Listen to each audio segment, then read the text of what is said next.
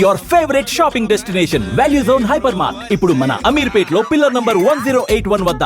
Big breaking news కి సంబంధించినటువంటి వివరాల్ని మనం చూస్తున్నాం. తెలంగాణలో స్థానిక సంస్థల ఎన్నికలకి సంబంధించి షెడ్యూల్ ని రిలీజ్ చేసింది రాష్ట్ర ఎన్నికల సంఘం. 31 జిల్లాల్లో 565 మండలాల్లో ఎన్నికల నిర్వహణకు సంబంధించినటువంటి షెడ్యూల్ ని రాష్ట్ర ఎన్నికల సంఘం ప్రకటించింది. ఈ క్షణం నుంచే ఎన్నికల నిబంధనలకు అమల్లోకి వస్తాయని రాష్ట్ర ఎన్నికల కమిషనర్ రాణి కుమిదిని తెలిపారు. రాష్ట్ర వ్యాప్తంగా మొత్తం 5749 ఎంపీటీసీలు, 565 జెడ్పీటీసీలకు ఎన్నికలు నిర్వహించనున్నారు. దీనికి సంబంధించినటువంటి షెడ్యూల్ ని ఈ రోజు రిలీజ్ చేశారు.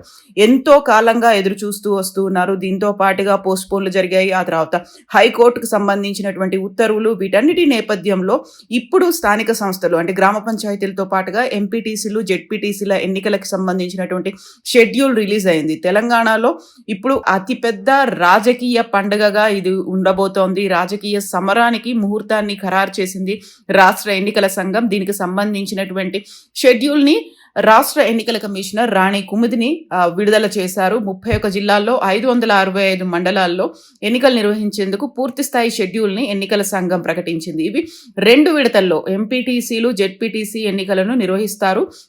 అలాగే 3 విడతల్లో గ్రామ పంచాయతీ ఎన్నికలు నిర్వహించేందుకు కూడా షెడ్యూల్ ప్రకటించారు. ఇవి విడతల వారీగా రాష్ట్ర వ్యాప్తంగా జరగడానికి వచ్చినటువంటి ఎన్నికల షెడ్యూల్ ఇది. 2 విడతల్లో ఎంపీటీసీ, జెడ్పీటీసీలు ఉంటే 3 విడతల్లో గ్రామ పంచాయతీ ఎన్నికలు నిర్వహించేందుకు షెడ్యూల్ వచ్చింది. అక్టోబర్ 23, అక్టోబర్ 27న ఎంపీటీసీ, జెడ్పీటీసీ ఎన్నికలు ఉంటాయి. అక్టోబర్ 31, నవంబర్ 4, నవంబర్ 8 తేదీల్లో 3 విడతలుగా గ్రామ పంచాయతీ ఎన్నికలు నిర్వహించనున్నట్లుగా స్టేట్ ఎలక్షన్ కమిషన్ SEC తెలిపింది. పోలింగ్ రోజునే పంచాయతీ ఎన్నికల ఫలితాలను ప్రకటిస్తారు. ఈ మేరకు ఎన్నికల షెడ్యూల్ను విడుదల చేసిన స్టేట్ ఎలక్షన్ కమిషన్ తక్షణమే ఎన్నికల కోడ్ అమల్లోకి ఉంటుంది అని రాష్ట్ర ఎన్నికల కమిషన్ అనౌన్స్ చేశారు.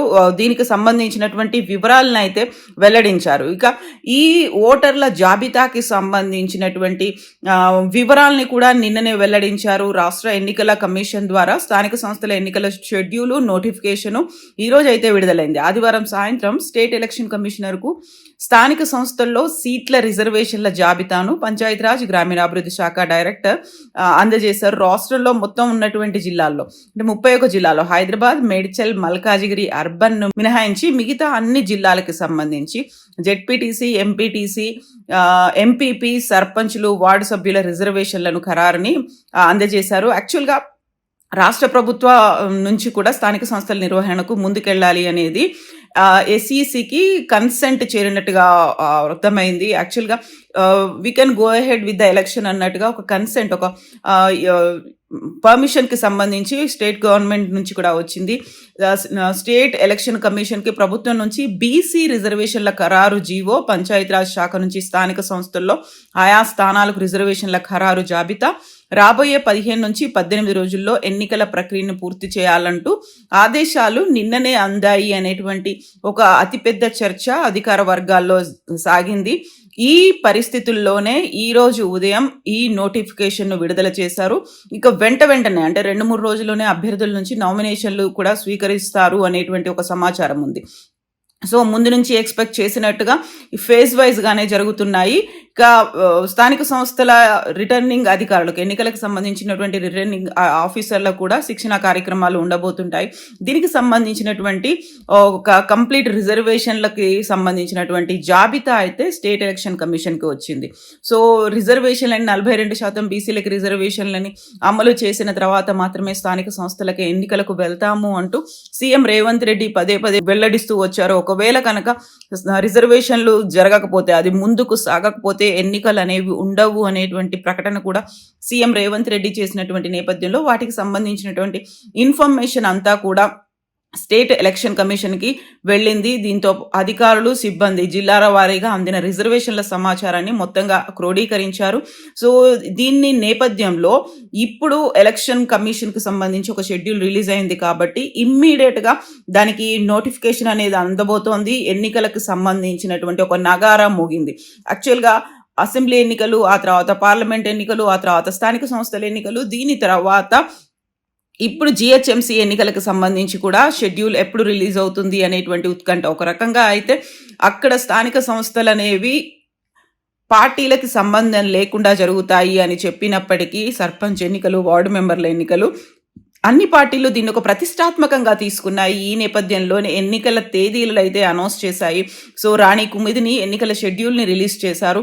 ఈ నేపథ్యంలో ఇప్పుడు జరగడానికి మొత్తం 31 జిల్లాల్లో 565 మండలాల్లో ఇప్పుడు ఎన్నికలు అయితే జరగబోతున్నాయి. వీటిని ఫేజ్ వైజ్గా వీటిని అమలు చేయబోతున్నారు, ఎన్నికలు నిర్వహించబోతున్నారు.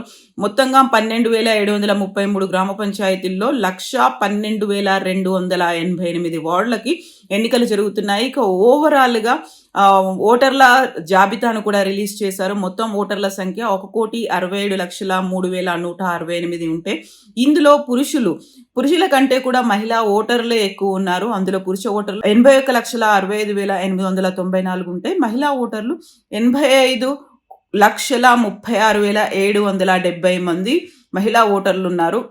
వీటికి సంబంధించినటువంటి మొదటి దశ ఎంపీటీసీ, జెడ్పీటీలకు సంబంధించి నోటిఫికేషన్ తేదీ అక్టోబర్ 9 ఉంటుంది. పోలింగ్ తేదీ అక్టోబర్ 23 ఉంటే కౌంటింగ్ నవంబర్ 11 ఉంటుంది. రెండో దశలో ఎంపీటీసీలు, జెడ్పీటీలకు సంబంధించి నోటిఫికేషన్ తేదీ అక్టోబర్ 13 ఉంటుంది. పోలింగ్ తేదీ అక్టోబర్ 27న, కౌంటింగ్ తేదీ నవంబర్ 11న. అంటే ఎంపీటీసీలు, జెడ్పీటీసీలు 2 ఫేజుల్లో జరుగుతాయి, అక్టోబర్ 9, అక్టోబర్ 13. ఇక మూడవ దశలో గ్రామ పంచాయతీలు, వార్డులకు సంబంధించి జరుగుతాయి. ఇది 3 ఫేజుల్లో జరగబోతోంది. అక్టోబర్ 17, అక్టోబర్ 21, అక్టోబర్ 25న నోటిఫికేషన్లు అనేవి రిలీజ్ అవుతాయి. ఇక మూడవ దశకు సంబంధించినటువంటి ఎన్నిక అనేది పోలింగ్ తేదీ అక్టోబర్ 31న ఉంటుంది. పోలింగ్ తేదీ రెండో ఫేజ్ అనేది నవంబర్ 4గా ఉంటుంది. ఆ తర్వాత మూడో ఫేజ్లో జరగబోయేటువంటి గ్రామ పంచాయతీలు, వార్డులకు సంబంధించి పోలింగ్ తేదీ నవంబర్ 8న ఉండబోతోంది. సో కౌంటింగ్ తేదీలు అనేవి ఎలక్షన్ జరిగిన రోజే కౌంటింగ్ అనేది కూడా ఉంటుంది అనే వివరాలని ప్రెస్ మీట్లో భాగంగా స్టేట్ ఎలక్షన్ కమిషనర్ రాణి కుమిదిని అయితే వెల్లడించారు. ఇప్పటి నుంచి తెలంగాణలో ఒక ఎన్నికలకు సంబంధించి ఒక రాజకీయమైనటువంటి సమరం మొదలు కాబోతోంది. పల్లెల్లో ఎవరు ఎటువైపు ఉన్నారు, ప్రభుత్వానికి అనుకూలంగా ఉన్నారా, లేకపోతే అక్కడ ప్రభుత్వ వ్యతిరేక ఓట్లున్నాయా, లేకపోతే ఏ పార్టీలు ఎలా పుంజుకున్నాయి అనేది ఈ వివరాలని బట్టి తెలియబోతోంది. దీని తర్వాత ఇంకా కీలకమైనటువంటి జిహెచ్ఎంసీ, ఆ తర్వాత మున్సిపాలిటీలకు సంబంధించినటువంటి ఎన్నికల మీద కూడా ఆసక్తి పెరిగే అవకాశం కనిపిస్తోంది. మొత్తానికైతే ఎప్పుడెప్పుడు అని ఎదురు చూసినటువంటి ఆ ఎన్నికలకు సంబంధించినటువంటి షెడ్యూల్ అయితే ఇప్పుడు రిలీజ్ అయింది. ఇక వీటిపైనే ఇప్పుడు ప్రధానంగా ఫోకస్ అనేది ఉండబోతుంది. పార్టీలు కూడా వీటి కోసమే ఎదురు చూస్తున్నాయి. ఆ తర్వాత ఫలితాలు ఎలా ఉండబోతున్నాయి అనేటువంటి ఆసక్తి, అంచనాలు కూడా అప్పుడే మొదలయ్యాయి.